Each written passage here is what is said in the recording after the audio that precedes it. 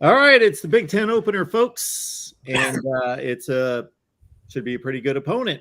So we will talk it up, of course, here at Buckeyes Live for the next 60 minutes. Bring those comments and questions, leave them in the live chat for Kevin up at the top, Kevin Noon, Buckeye Huddle, Tony Gerdeman down at the bottom, Buckeye Huddle, Steve Hellwagon, Bucknuts 247 Sports. Guys, how we doing today? Doing outstanding. Well. Doing well. And as the saying goes, Ohio State still scoring touchdowns against Toledo. Kevin, what are your thoughts about scoring 77? How much did it matter? That's still a pretty impressive figure. You look at the record books. I mean, I still think that the record against Oberlin is safe, whatever that was, 128.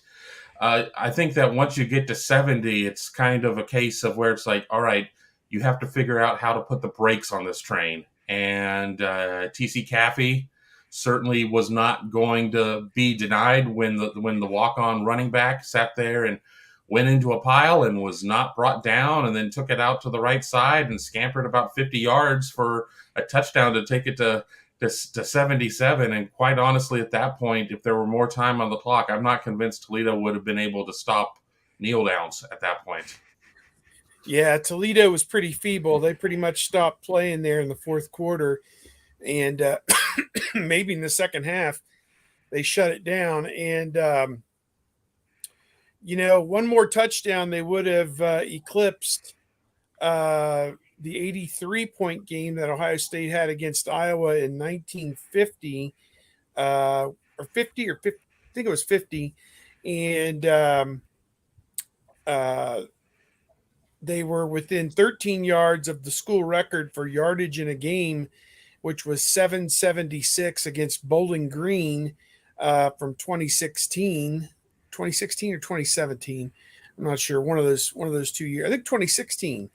And they were a few yards away from that. And I don't think you can gain a whole lot from what happened in that game. I just think Toledo was completely outmatched. I give Toledo a little bit of credit for mounting some offense and hitting a couple, big plays and staying with it from that respect. And the score really didn't get out of hand until the third quarter, obviously. But it just kind of was an avalanche, and Toledo couldn't get out of the way of it. I think you can credit Ryan Day with being the guy who stopped the Ohio State offense on the day. Toledo held Ohio State out of the end zone on just 2 drives. The last one was the kneel downs. The one before that, it was about 4 drives before that. The only one that ended in a punt. Ohio State had 4th and 3 from the Toledo 39 that Ohio State definitely could have gone for and likely would have gotten, and then would have just scored another touchdown out of that. So anytime you can go, CJ Stroud was 7 of his first 8 drives ending in a touchdown. That's impressive. And we saw the precision, the accuracy that he has, and it's you have to the opportunities that you get against Ohio State and their offense, you have to capitalize on them. And Toledo dropped an interception, could have come away with another one. Like, you can't, even if they get those 2, then it just ends up 63 to maybe 28 or something like that. And it's ridiculous at this point. So on the flip side, looking at the defense, this Toledo quarterback was pretty impressive, running around making plays. Daquan Finn, and that 50-yarder, I think, caught some people's attention and seemed to be what I'm hearing from Ohio State fans as, if Ohio State's playing a game later in the season, maybe this week in the mid to high 20s, then, a 50-yard play for a touchdown in a game in which 100 points are scored is one thing. It's just one of a zillion, but it could be a backbreaker. And, the look of Cam Brown chasing down their wide receiver or trying to wasn't necessarily, Tony, a great look. No, it wasn't. And it wasn't really a great move to get open like that against Cam Brown. So that's a concern, because that's something that, even though Daquan Finn was rolling out on that one and he could have kept the ball and ran it for about 30 or 40 yards, he let it go. And that's something that could happen with Graham Mertz. Like, Graham Mertz doesn't need to get out of the pocket to be able to make that throw if Cam Brown isn't going to cover that well or cover as poorly as he did on that one. So, that is a concern. That play alone shows you, like, things like that can happen. And then all of the 50-50 balls, the flukish kind of things that keep happening to Denzel Burke on the other side. There are some concerns there. I think the coaching staff is saying all of the right things about how confident they are in those players. And, 50-50 balls are what they are, and big plays are going to happen in this defense. As Jim Knowles says, they're baked in. But, you can still – Denzel Burke could have still knocked that 50-50 ball down, or paid attention to it sooner and not gotten boxed out on the second touchdown that they give up there. And there's things that obviously they can do and will get to do and work on. But I think when you're looking for concerns on the defense so far, that's the corner is really the only thing that's showing up to me. Yeah, Jim Knowles can talk all he wants to about explosive plays, and there are going to be times where things are just not going to work in the scheme, and then they're busts. And, you can sit there and accept 2 or 3 explosive plays just because it was, it was just something that happened. But a bust is a bust. And those are the things that are going to have Jim Knowles and the defensive staff, up at night worrying about this, that, and the other, no matter how, reserved and calculated Jim Knowles may look during interviews. So, I agree with Tony there that the corner play has left a little bit to be desired. I mean, obviously, we're talking about a 3-0 team that's now going into Big Ten play that, has really not necessarily been hugely tested. I mean, we can, with the gift of hindsight, we can go back and say, well, they probably should have done more to a Notre Dame team that then subsequently lost to Marshall and probably should have lost to Cal. But, that's something that they're going to have to work on. And as Jim Knowles has said, 99.99% of people couldn't sit there and do what these corners are being asked to do, being put on an island. But, they're going to need to sit there and be ready, maybe not as much against Graham Mertz, who is a quarterback that I'm not necessarily as high on as some others on the schedule, but there will be some others later that will be able to complete those throws with more regularity. I'll throw in, I think it was great that so many young players got a chance to play, obviously. I think our friend Donald Hope over at 11 Warriors said that 72 or 73 guys got into this game, and a lot of them played a number of snaps, which, you can't replicate a game environment for those players. It's much different, obviously, than going against the same guys every day in practice, in the same schemes and the same looks. I thought Kyle McCord was sharp, and looked very comfortable. If they ever have to shove him into a game for some reason, that would be good. And obviously Julian Fleming. I mean, welcome to the party 2 years in, bro. 2 touchdowns. He had 19 catches and 1 touchdown in his 2-year career, and tripled his number of touchdowns in one game. And is this a guy that can be counted upon now going forward at wide receiver? Does he make it, instead of a big 3, does it become a big 4 now with him in the mix as well? So I'm interested, excited. Cade Stover, huge game at tight end. Does he make it a big 5, in terms of guys who are receiving threats? Travion Henderson, we don't know what's up with him. And the ankle, he left the stadium, his foot was in a walking boot. Coach said yesterday that he's hopeful that he'll be ready to go on Saturday. But, there was much more good than bad, obviously, comes out of a 77-21 game. But at the same time, you kind of have to put a pin in the balloon and say, that was great, but none of that gets them a first down this week against what figures to be another pretty rugged Wisconsin team.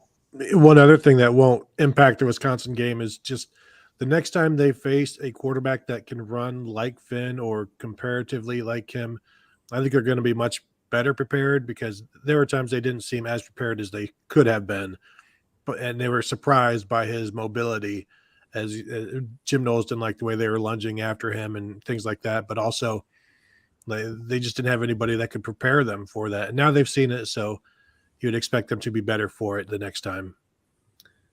Folks, we hope you appreciate what we have here each and every Wednesday with Steve, with Kevin, with Tony. They've got a ton going on. They stop their day, they stop their week to talk Ohio State football with us every Wednesday. We know it used to be 1:30 in the afternoon. Now it works so much better at 11 a.m. Eastern time. So mark it down. Be here 11 a.m. Eastern time.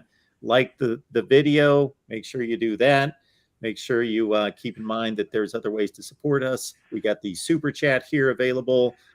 We've got sponsors for our Iowa and Nebraska shows. We're talking to other sponsors for other shows. We would love to have one here. This is certainly one of our 2 or 3 most popular team channels and shows that we do throughout the week. So if you've got a connection to a sponsor, have a great idea of who could sponsor, and don't write me and say, Mark, you should sponsor with Nike. Yeah, I mean a real connection to someone who could be the sponsor. Yes, I at times get those emails. Yeah, Mark, Dick's Sporting Goods, go get them. Okay, that doesn't help me too much. All right, we appreciate that, though. Good to see the ladies in the crowd here. Cheryl, good to see you, Cheryl, one of the originals. Thank you so much for your support. Cheryl's been the moderator throughout the years. Sue, Charisse, others, great to see everybody. Roger Smith here in the chat. Leave those comments and questions. And again, consider supporting us here through the super chat at the Voice of College Football. All right, Travion Henderson. What's his status? How much do we know there? Well, Ryan Day said that he expects to have him back, hopes to have him back. I know, as Steve said, he was in a walking boot after the game. Luke Whippler was in a walking boot after the Arkansas State game, and he played against Toledo. This is, I think obviously there's precaution there. I think this is a game where you need Travion Henderson, so you're going to be very cautious with him leading up to the game. And so you just try to make sure he's as healthy as can be when the time comes.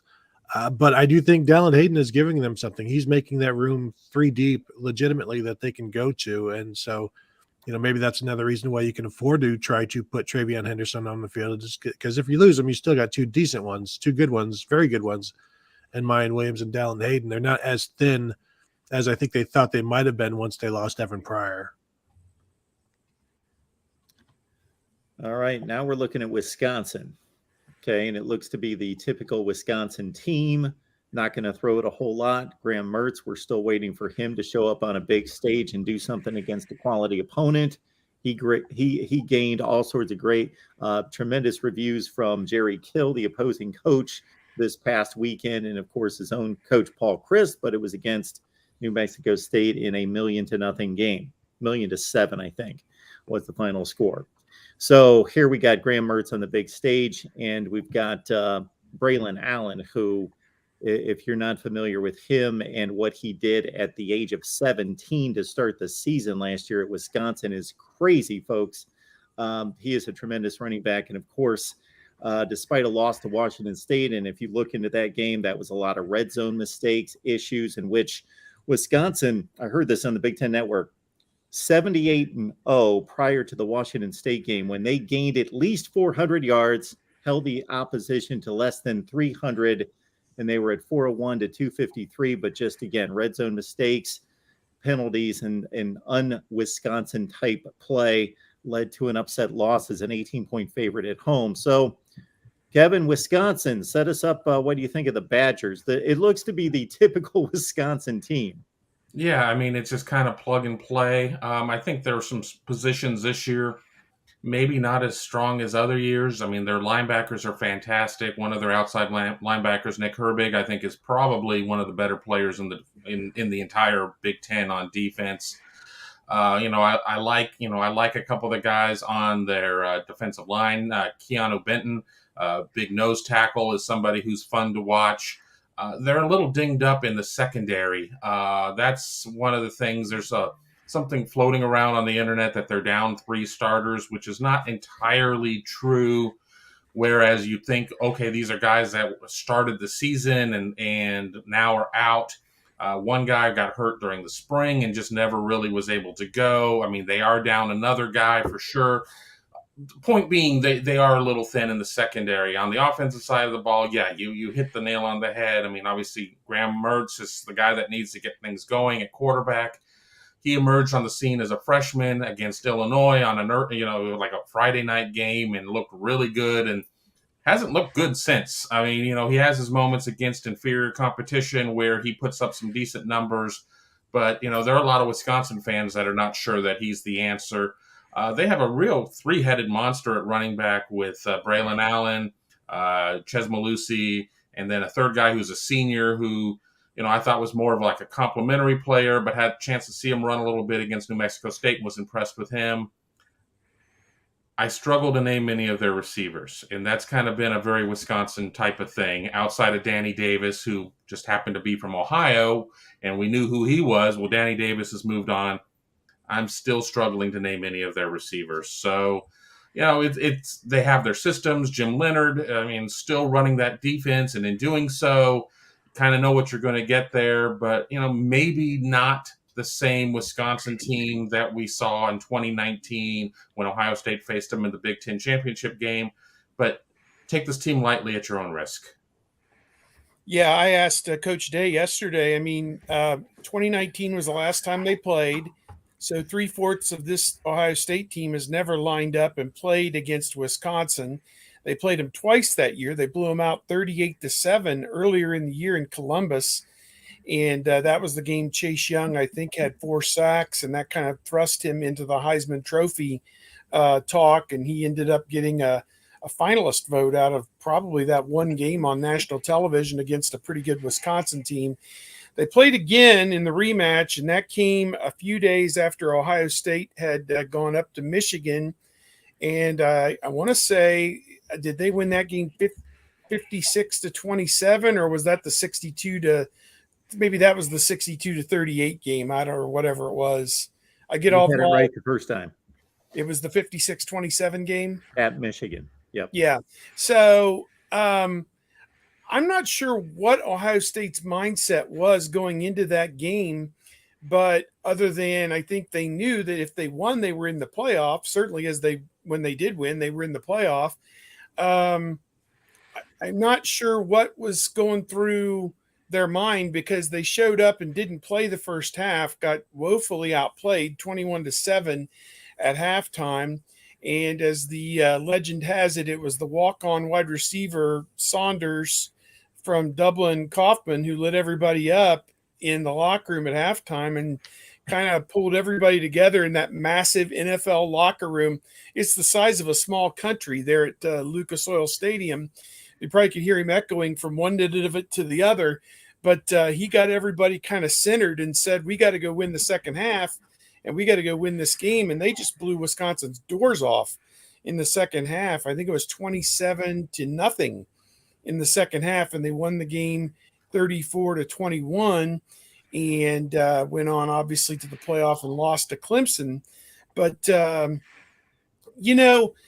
Wisconsin can play with anybody and beat anybody, or they can lose to anybody on any given Saturday, it seems like. We've seen them have some great teams over the years and lose to some really crappy Northwestern teams. And, they lost to Illinois a couple years ago at Champaign in some fluky BS game over there. And, Illinois is terrible. Has been in recent years. And so, them losing to Washington State, I guess history will tell us what Washington State turns out to be. They kind of beat themselves in that game. They had the ball going in the red zone, and Clay Cundiff, who's their star tight end, had the ball knocked away from him there in the red zone, and they turned it over with 5 minutes to go, and the defense couldn't get a stop. Washington State just lined up and ran out the last 5 minutes, and that was that. So they had 3 turnovers in that game. They actually are throwing the ball a little bit better this year. Chimere Dike, I think, is their top wide receiver, 9 catches, and Skylar Bell is not bad either. Then they got 2 really good tight ends, Clay Cundiff and Hayden Rucci. Those 4 guys are the main targets for Graham Mertz. I think they threw for more yards last week, like 335 yards total against New Mexico State. Than they have in any other game in the Paul Chryst era, or the second most, maybe the most passing yards and second most points, 66 points in the Paul Chryst era last week against New Mexico State. Of course, kind of like Ohio State, Toledo, you can take all that, bundle it up, take that, tear it in half, and throw both halves away because none of it means anything when you enter Big Ten play. But just a feel that Wisconsin's dangerous. They're unranked. They lost to Washington State. None of that matters. Well, it's arguably the most consistent program in the nation since Barry Alvarez built it in the early 90s, because you can pretty much just take your pen, go 9-3, and then it may deviate Every a year. little bit from there. And Every year. yeah. That's why I kind of agreed with Steve's question of Ryan Day yesterday. Like, what they do, doesn't this make it easier to prepare? And Day didn't really want to go there and say, yeah, well, of course, these guys are easy to prepare for because they do what they do. They do it well, and you have to deal with it. And they do it differently than a lot of other teams. And 3-4 defense and all of that. They're very solid. I was just looking at Graham Mertz, who is 1-5 as a starter against ranked opponents, with 4 touchdowns and 9 interceptions in those games. So I think he threw 5 touchdowns against Illinois in his first career start, and his 22 starts since he's thrown 20 touchdowns. So, he is playing much better this year, but against, Michigan schedule basically at this point. And I am interested to see what he can do. I don't think people should overlook him. Everybody wanted him as a recruit. We all know that. And so this will be another interesting test for the Ohio State defense. I'm very interested to see how the Ohio State defense handles the physicality, the running game. This is a game that we have been pointing to forever, since the Jim Knowles hire was made, and everybody saw the 4-2-5. And not that it's any different necessarily than what Ohio State ran last year, but like, Knowles is adamant that he can go with 5 DBs to stop the running game. And, we're all like, but this is the Big Ten. You can't possibly, sir, you don't know what you're talking about. So we're going to find out, and I'm looking forward to it. Yeah, I mean, the part of the problem with Mertz is that Ohio State only really liked a couple of quarterbacks nationally that year, and Mertz was one of them. And then you bring Mertz into Wisconsin, into a system that is run, and wide receiver recruiting seems to be an afterthought. And you sit there and you look at, Lee Evans isn't walking through that door anytime soon. I mean, they've been getting it done with guys like Jared Abbrederis. And you look at the receivers that they have now, and I'm sure they were highly thought of high schoolers, but Mertz has not been surrounded by a ton of blue chippers, in my opinion. So that's always going to be an issue. But has Mertz had a case of the yips throughout his career? And I would say, yeah. And if anything, Jared Abbrederis was on the high end of that scale. And I remember him abusing Bradley Roby, I believe, in 2013 in a pretty close game in Columbus. And to extend on Steve's point just about the series, when I think Wisconsin, I think, wow, thorn in Ohio State's side. But I'm a little outdated with that initial thought, because since that number 1 team went to Madison and lost in 2010, it's been a clean sweep for the Buckeyes. Sure, they got challenged in a number of those games, the 2017 Big Ten title game, and as Steve mentioned, the 2019 game. And there have been some really, of course, the Ryan Shazier goal line stand against Melvin Gordon in 2012 was a great game in overtime. So we've seen some great ones. We've also seen when it doesn't go according to plan for Wisconsin, then it can get off the rails, and Ohio State's speed and athleticism can take over 59-0, and some other ones 38-7 in Columbus a few years ago. So that's the matchup. It's funny because the names change, the matchup of the personnel and the strengths and weaknesses of the two programs don't seem to change.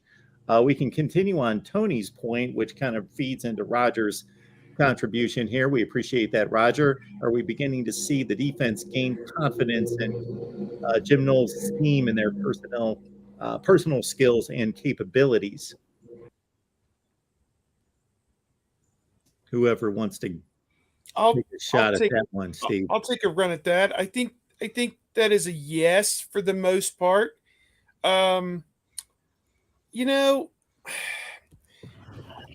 This defense, to me, it seems like they are going to take some risks at times, and that's going to lead to the potential for the opponent to hit a big play every now and then.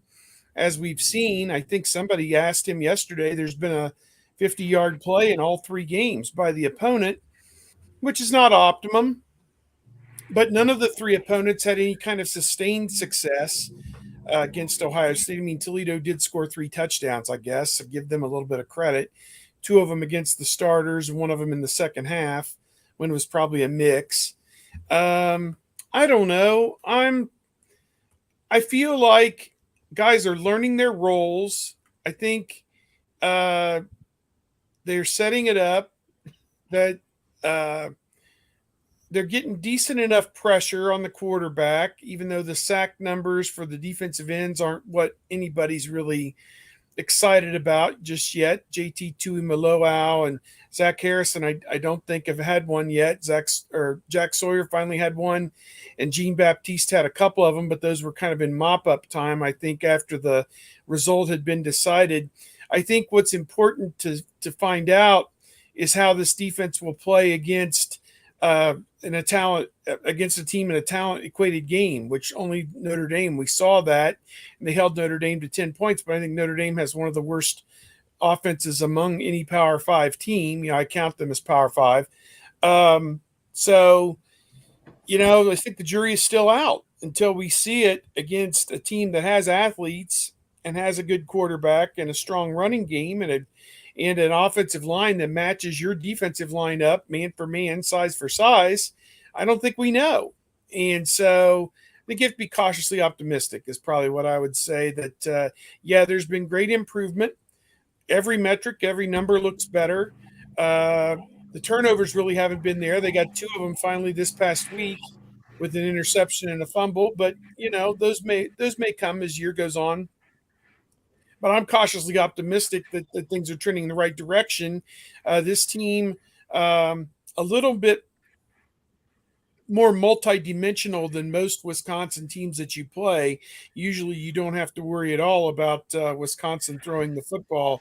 And now, you do to a small degree with Mertz and his receivers and his tight ends in particular.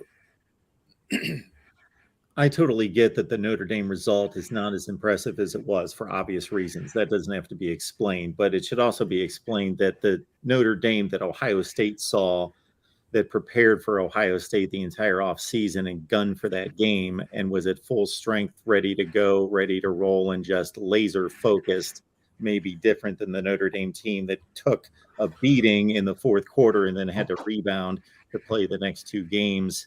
And got maybe a little physically and mentally beat down from that game. Mark, real quick on the defense, I'm just, Jim Knowles has talked about how big plays are baked into his defense, and he expects them. Not that he wants them, but he expects them, and you deal with them, and you try to attack on first down and get the opponent behind the chains. Just looking right now, the only defenses in the Big Ten that have given up more plays of 40 yards than Ohio State are Nebraska and Northwestern, which is certainly not ideal. I'm just looking to see how Oklahoma State was last year, and they were middle of the pack, top half in terms of the Big 12 and how many big plays they allowed. But this is a defense that is, as was mentioned in the super chat, still learning and still growing, and as long as he, what he said after the Notre Dame game was he wants 5 big plays, broken plays, busted plays, explosive plays, or less. And then he added, but with this offense, I don't tell the team this, but they can probably give up 7 or 8, and we're still going to be okay. And right now, I think they were right at like 5 or so in the Toledo game, and you saw the result. But yeah, they definitely want to get those down, and I think they will, but it's never going to go away when you have a defense that is coming from so many different angles. Sometimes things open up. Ryan Dawes flipping to the other side of the ball for us. We appreciate the contribution, Ryan. How will Ohio State's offense attack the Wisconsin defense? Throw the football a lot? Question mark. I think Ohio State tends to throw it once in a while, regardless of who they play, but who wants to take a go at that? Obviously, all 3 can chime in. Well, yeah, I mean, as I said, Wisconsin is a little beat up in its secondary. I think there's going to be some opportunities there. I think you throw to set up the run. Toledo had only given up like 60 yards a game rushing against LIU and UMass, and then here comes Ohio State, and Ohio State's able. I mean, numbers change once you sit there and actually start to play real opponents. So I think Ohio State's still going to be able to run. We still are not necessarily sure what percentage Trevion Henderson's at, but we saw more than enough out of Mayan Williams, and then Dallin Hayden showed that he's wearing number 5 out there. He looks like some backs of old. I mean, and I don't want to put too much on him as a kid that played his first game against the Toledo team that maybe even by the point that he came in the first half was already like, whoa, we're grossly overmatched here. But I think that there's, Ohio State and offense is not really an issue. I mean, we've seen them get bogged down in some games, last year. But with that being said, I think you can still find ways to attack the edges. I still even think even with this 3-4, you can run between the tackles. But I think that you're still going to see a heavy dose of Emeka Egbuka. You're going to see. I think Cade Stover was really, a bright spot of the Toledo game with some of the catches he was able to make, and just how good he looked running those routes. I think that there's just a lot of opportunity there. I think it's interesting that Wisconsin, with their secondary issues that they have, only Louisiana Lafayette has more interceptions than Wisconsin. The Badgers have 7. Louisiana Lafayette has 8. Badgers, their interception rate is the best in the nation. They pick off a pass like every 12 pass attempts is what they're averaging. And you figure Ohio State's going to throw about 30 or 35. Wisconsin's going to have some opportunities. And as I said earlier, C.J. Stroud is kind of should have thrown some interceptions by now with some of the throws, of the 9 incompletions he's had all season. A handful of those were nearly intercepted. So I'm with Kevin. I think you throw to run it, but obviously you've got to protect against the speedy pass rushers, and that's an issue that DeJuan Jones had last year. He's going to be facing these outside linebackers coming off the edge. He's going to have to handle that. This is going to be Paris Johnson's first big test against those outside linebacker types. Against Notre Dame, he's facing defensive ends essentially. Now he's going to be facing guys that, like the Nick Herbig, I think he's about 235 pounds. Like, this is going to be a tough matchup for those guys, and they're going to have to hold up. And so, you'd like to think that they will be able to throw the ball, but obviously that's going to be up to the offensive line. But I also, talking to Ryan Day and seeing that I formation that they did last week, they want to get more and more physical, and they're changing the way they run the ball, and they're changing the predictability of the run. And I think they're gaining more and more confidence in that. So, I'm wondering if they come out and try to just out physical Wisconsin right away rather than trying to be too cute. And I think Wisconsin is wondering the same thing, which is what makes Ohio State so dangerous.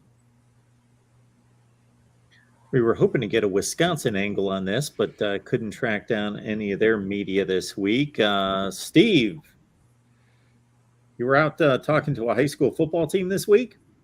Yes, made a trip up to Mount Vernon and spoke to their football team, and they have a weekly speaker that comes in and speaks to the players there, and that was really neat to get kind of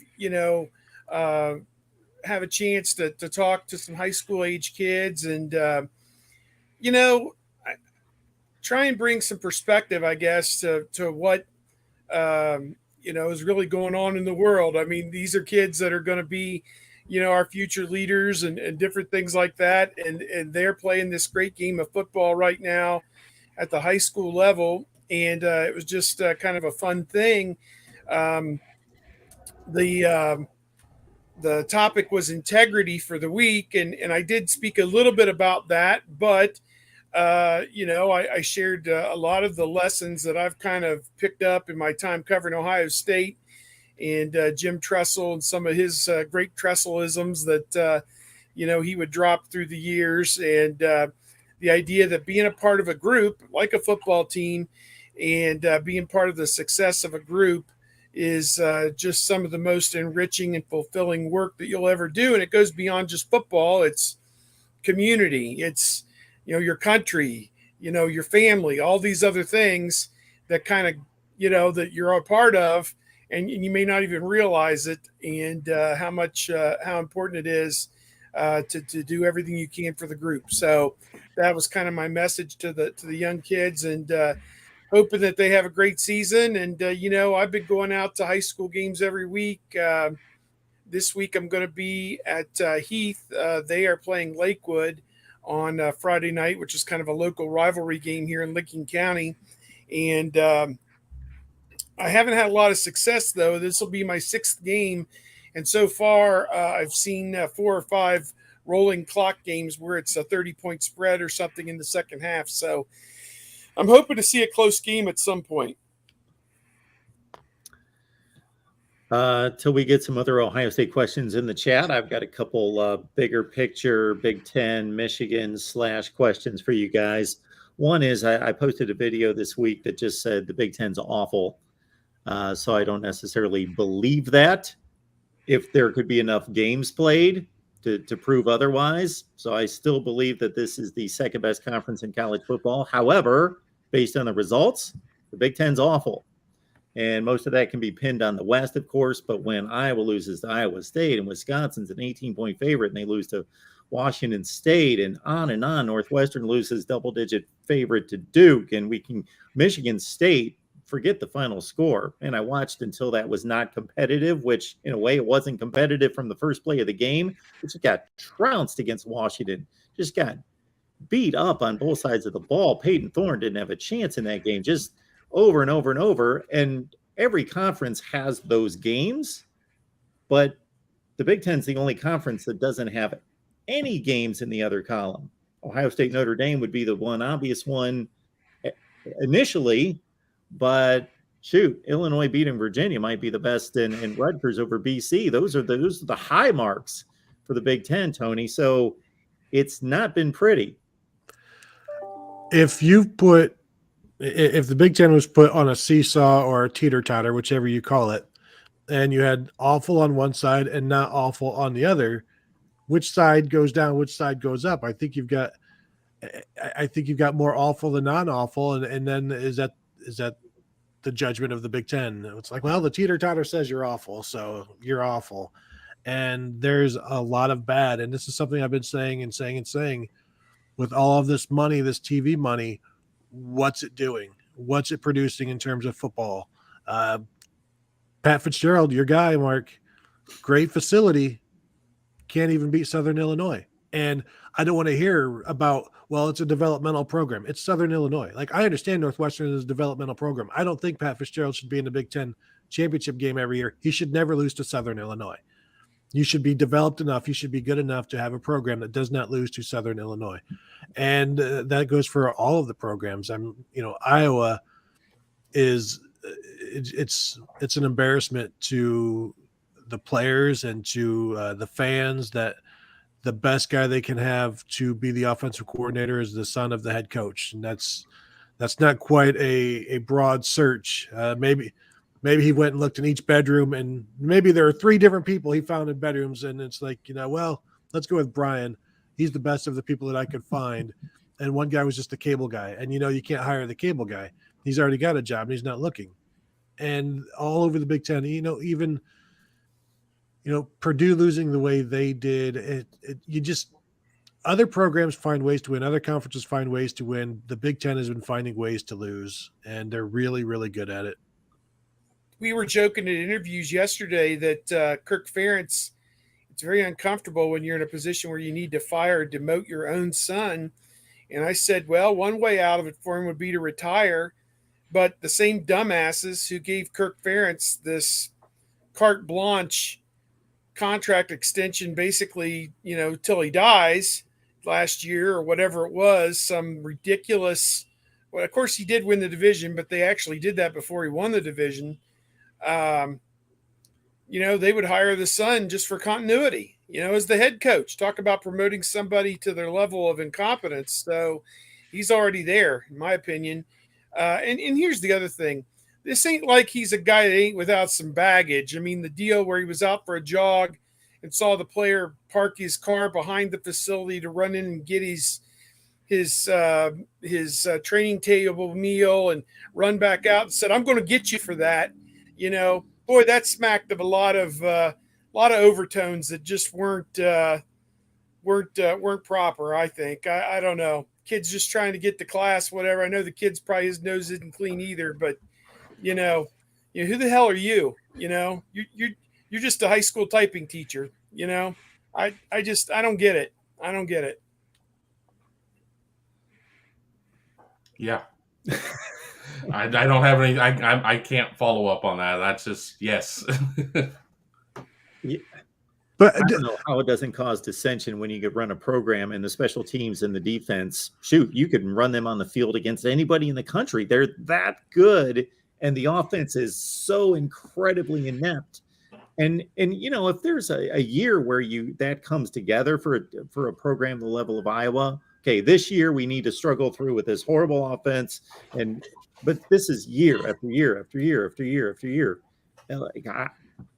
How you don't go out and get a transfer quarterback, how you don't, I think any one of us could be handed the Iowa playbook and we could just call plays and those guys should be able to execute it against South Dakota State and against whoever to score more than a field goal or a touchdown per game. Iowa has given up 3 plays this year of 20 or more yards. Only Tulane has given up fewer. If the defense, and the thing is, like, everybody knows what the defense does as well. It's very predictable, but they do it well. And the Iowa offense is very predictable, and they do it poorly. And as I've always said, that if you have a bad offense, it's by choice because you don't have to. Look what Northwestern, to use Northwestern, what they would do under Randy Walker, what Joe Tiller did. Like you have the opportunity to change the way you do offense, and you can make it a pain to play. Instead, you do this, and you just it takes too much work to come up with a good offense, and just it feels like a very stale program. But then you look at defensively, and they're just punching people in the face, and it's like that's not stale, but everything, the offense is not doing them any good. And I still wonder, all of this TV money, all of this, even with the playoff expansion, how many more Big Ten teams are going to vie for a national championship? Do we count Penn State? Do you count Michigan? Can you count Wisconsin? I mean, is there anybody in the West, or is it just it's USC? Like, how many Big Ten programs in the next 4 years will be in the playoffs or contend for, not even contend, everybody should be contending for a playoff spot because there's going to be 12 spots. But like, how many Big Ten programs are you going to take seriously as a national title contender? And I think it's just going to be Ohio State and USC. As long as Lincoln Riley's there. I mean, I agree with that. I mean, I don't think all this additional money, resources, or whatever is necessarily going to make the Big Ten deeper or better. We saw schools that wouldn't even sit there and extend their super seniors out, Wisconsin being one of them. And, I know that we're coming off of a big issue of where budgets weren't great and everything else, and you're having to try and fix some of that stuff. But I've not necessarily seen, we're not that far removed from pre-Urban Meyer, where there were gentlemen's agreements and everything else. And, it was very cordial about, okay, well, we're just going to sit there and let's all eat. Let's all eat and let's all survive. And, that's something of why the SEC has been the SEC. I mean, they all hate each other down there. And while, there's a certain level of mutually assured destruction when it comes into, pre-NIL and turning in some of these recruiting misdeeds, they're all in it. They're all in. And I think that there are a lot of teams in the Big Ten that are far from all in. JJ McCarthy's the Michigan starting quarterback. This is the first game in which he had the reins basically from start to finish. They played UConn. They beat them by 1,000,000 points. There you go. But he's still, you can see a noticeable difference between Cade McNamara and JJ McCarthy. So, what kind of a threat does this pose to Ohio State and the rest of the conference in terms of talent level and production on the rest of the team? Add in JJ McCarthy to maybe match CJ Stroud. I don't know. We'll have to see more out of him against a quality opponent. I think J.J. McCarthy will be the best quarterback that Ohio State faces until maybe if they make the playoffs. He's got Stetson Bennett, there you go, in the playoffs, or perhaps Bryce Young, or perhaps no, it's probably just those two. But he's very mobile. He can escape, and we saw what that did to Ohio State this past weekend. He's got a big arm, make all of those throws. But I'm with you. I want to see it consistently against actual defenses, and we haven't yet. He played against Georgia last year. It didn't go well, but he was a true freshman. He's much more experienced now, has 2 starts under his belt. Now we'll see against Maryland, and it's a good test. The Maryland defense is what it is, but I'm as interested to see what J.J. McCarthy can do and how consistent he can be. But also, we know nothing about the Michigan defense. They lost Aiden Hutchinson. They lost David Ojabo. They lost their best corner, and they're starting linebacker. And so they're replacing all of these guys. We're trying to figure out what they are. Now let's see what they do against a Maryland passing game that has talented receivers, a talented quarterback.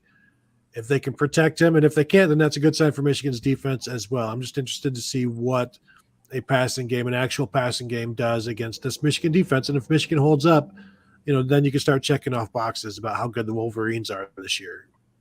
Yeah, I'm a believer in J.J. McCarthy. I think it was kind of a no-brainer decision, in my opinion, that he was going to be the guy that could lead the offense. But let's not forget that Michigan has played Orchard Lake, St. Mary's, Cass Tech, and a third high school so far in terms of their schedule. So, let's see what happens when they go against somebody that's at least in the same area code in terms of talent. I don't think that's necessarily going to affect what J.J. McCarthy is capable of doing. But as Tony had said, the defense has not necessarily had to go out there and break a sweat. They probably have just been able to put their street clothes on after the game and go out, to the bars and parties and everything else, because they have not necessarily been tested by the likes of Colorado State and Hawaii and ITT Tech. So,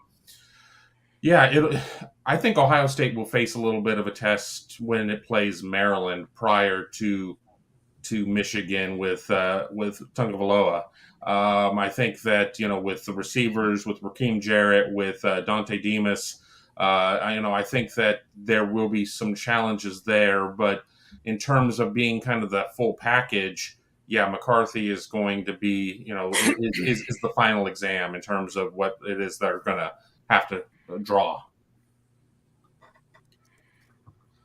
And then a little bit more big picture about these two programs, because, Michigan takes the title last year, and then the thought is, okay, well, Ohio State's still the program. Michigan's going to have to prove it. They're going to have to back it up. And we're looking at, the recruiting front has been kind of quiet for a time here in regards to actually getting commits out of these two schools and most schools across the country.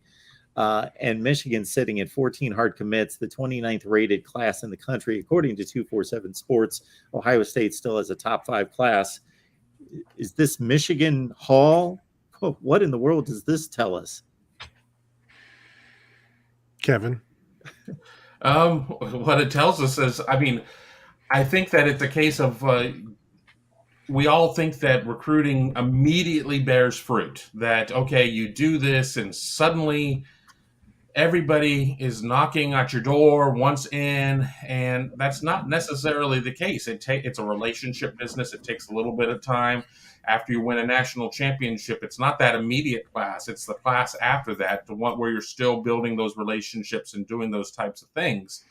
One of the things that's always been curious about Michigan recruiting is just the territories that they go into. They've really just given up on recruiting the state of Ohio, which is fine, if you're an Ohio State person. But, going into the Northeast, okay, you can recruit Vermont better than anybody. Congratulations on doing that. And then, everybody goes in and kind of mixes it up, in the South. There's so many kids in the South and Florida and Georgia and Alabama and Auburn. They can't take them all, so you try to get in there. But, I think, too, we're not seeing as accelerated of a recruiting calendar anymore. When we first instituted the early signing period, like everybody and their uncle had to be committed. It was quick.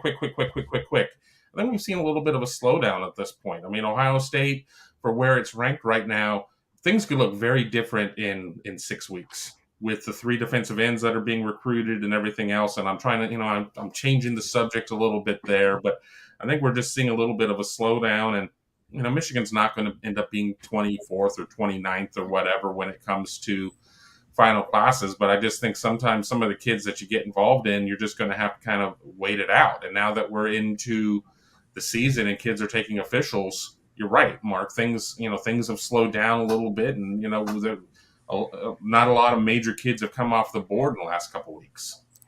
I'm just looking at Michigan's recruiting class right now.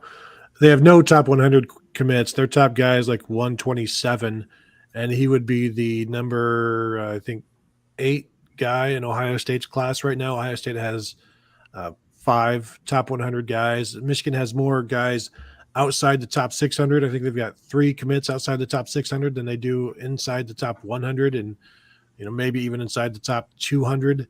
It's 3 guys inside the top 200 for Michigan, 3 guys outside the top 600, and that's not including 4 guys outside the top 600, and they've also got the number 597 player. Like, these are guys that they cast this wide net, and they could have a better, they could do more hard target searching, as they would say in the fugitive, and one of those areas would be Ohio, and there's places to go, but it's not Connecticut and it's not Massachusetts where they like to be.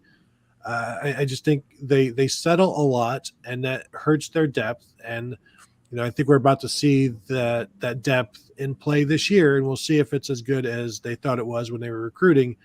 I just think there's a lot of settling on Jim Harbaugh's part in the recruiting world. It's almost like he's recruiting like he doesn't plan on being the Michigan coach for a long time. Oh, that's right. He spent the entire last offseason trying to get an NFL job, didn't he? Funny how that goes, isn't it? Things that make you say, Find that rather shallow and pedantic. It is true. It's like, well, these will be somebody else's problem. It's like, well, crap. Now they're my problem again until after the season. And prior to 97, it wasn't since the Eisenhower administration. Eisenhower late for them. Barely Eisenhower. Wasn't it 48? Wasn't that the year? Yeah, maybe. Truman? It might have been Truman. Truman. I think it's the Truman administration. It's not. Oof. Those poor people. They're just volunteers. Let's not bring the Michigan dynasty up into the 50s. Let's not make it that recent. All right, folks. Ohio State, Wisconsin, primetime, ABC. What's the point spread on this game? I didn't look it Only up. 17 or 18. Okay. It's real easy. You're going to cover an easy 17 over Wisconsin. I don't know. The line is about the same as Michigan and Maryland, which is a bit surprising to me, but I guess that tells you what Vegas thinks of Michigan compared to Ohio State at this point. And with the tug of war of Ohio State offense and Wisconsin lack of offense or explosive offense and defense, over under at 57. So they're looking at what, a 37 to 20. 37 to 20. Thank you. Okay. That makes sense. Is 20 points too much? I haven't made my prediction yet, but that's kind of about where I have Wisconsin in that 20, 21 point range or so. I just haven't necessarily settled on where I have Ohio State. Yeah, I can't figure it out. I want to say 10 points, and then I want to say 21 points, and I can't figure it out. I don't know. If you've got some kind of setting on your TV that can go to black and white, you may want to watch Iowa Rutgers this week. I heard that the over-under there should be like 27. Talking over-unders, I heard that this was tied with like 3 other games in the last, however, whenever they started over-unders, you saw this, Tony, as the lowest over-under in history, 34.5 right now. And it's gone down from where it opened because people are just going to continue to take the Iowa under until they're forced not to. And I don't know what that number is, 32, 31. I don't know. It's like the easiest bet all season long since the first week, the last 2 weeks has been the Iowa under. And, it's whatever it was. Go ahead, Steve. Yeah, Rutgers only had like 50 yards passing and won the game last week at Temple without an offensive touchdown, 16-14. And so as bad as Iowa's offense is, Rutgers' offense is right down there with them, in terms of what they're going to produce against a pretty good Iowa defense. Maybe 10 points, maybe. Is anybody going to score? Are both teams going to score 17 in that? I don't 13 to 10 final score. If they do, you know what it's going to be. It's going to be pick six. It's going to be special teams touchdowns. It's going to be scoop and take it down to the 3-yard line, and we get a 3-yard touchdown drive. That's what we're going to have.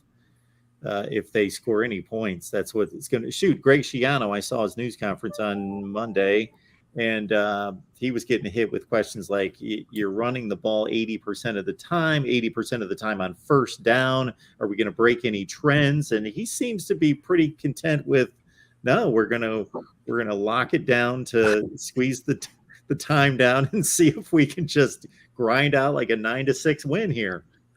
Mark, three things can happen when you throw a football. Iowa offense on the field. That's the best thing for Rutgers. Exactly. We got more chances. The Iowa defense should be trying to stay on the field as long as possible. It's going to be a good weather snowball. Both teams are going to be punting on first down. Yeah, I would think the Iowa strategy on defense would be, let's see if we've got them pinned back. Let's allow a first down or two just to keep us on the field longer, because we'll probably get a pick six here pretty soon. So 3 and out is the worst thing that can happen for the Iowa defense. You want as many opportunities to score as possible. You want to this is where you give up first downs on third down just to give your defense more opportunities to score. And then once they get to about the 40, you're on 40, then it's like, okay, let's start playing defense. Let's get real. Enough of that. We didn't score on this drive, so now it's time to stop them and give the ball to our offense so that we can get the ball back in 3 plays. It's actually kind of brilliant, Mark. Yeah, we had our Rutgers guy on here the other day during the Iowa show, and he just seems to think that the whole program's resigned to, let's go 6-6, get to a bowl game, survive the Big Ten schedule, of course, schedule those Wagner games so we can get to a bowl game, and that's pretty much our ceiling. Go 3-6 every Big Ten year, and hopefully make the bowl game. Yeah, beat Temple, Wagner, and hope for an upset against BC like he had this year. All right, folks, we got Kevin Noon here from Buckeye Huddle. Kevin, what you got going on this week? Yeah, I'll be releasing my tale of the tape of the upcoming Wisconsin game here probably in a couple of hours. I just want to go over last couple notes on there. I'll be talking with somebody from the Wisconsin State Journal about Wisconsin tomorrow, and I'll have that posted. You can find me, of course, at Buckeye Huddle and on Twitter at Kevin_Noon. Tony. You can also find me at Buckeye Huddle. Podcast is the Buckeye Weekly Podcast. Twitter handle there. Just posted a story today about Buckeyes going back to the I formation a little bit and why now and what that requires. And also that, that was the first time Ryan Day has ever called a fullback dive that run by Mitch Rossi in his entire play calling coaching career. The first time he's ever called a fullback dive. So it was a big day in Ohio State history as we got to go back to the future a little bit. If only Woody could have hung out, well, it would have been another couple decades, but boy, that would have really turned his stomach is an understatement. I don't know what he would have done. Busted a few yard markers, I guess, over his knee. Steve. Just bucknuts.com and 24/7 Sports at Steve Hellwagon on Twitter. And I had my own brush with some Ohio State history today. It was 20 years ago today, September the 21st, 2002. Welcome to the jungle. Ohio State went down I-71 and played at Cincinnati, played in Cincinnati against the Cincinnati Bearcats at Paul Brown Stadium. Very rare road game, obviously, for Ohio State within the state of Ohio. First time they'd been to Cincinnati since 1911. and they didn't take the lead till there was about 3 minutes to go in the game, and had a couple of tough interceptions. Chris Gamble, playing his first game on defense that year, had an interception, and Will Allen had one in the end zone with about 26 seconds left. And Ohio State got out of Cincinnati 23-19, the first of many tight scrapes for that Ohio State team when they won the national championship 20 years ago this fall. I'm forgetting the Cincinnati quarterback, but he pretty Gino much. Gaduli. Yes, thank From you. Fort Thomas Highlands, I think, right there across the There river. we go. Okay. Yes, he pretty much gift wrapped that interception in the end zone. And that He was was either from Highlands or the Catholic school, Newport Catholic. I'm not sure, one or the other. I think Highlands.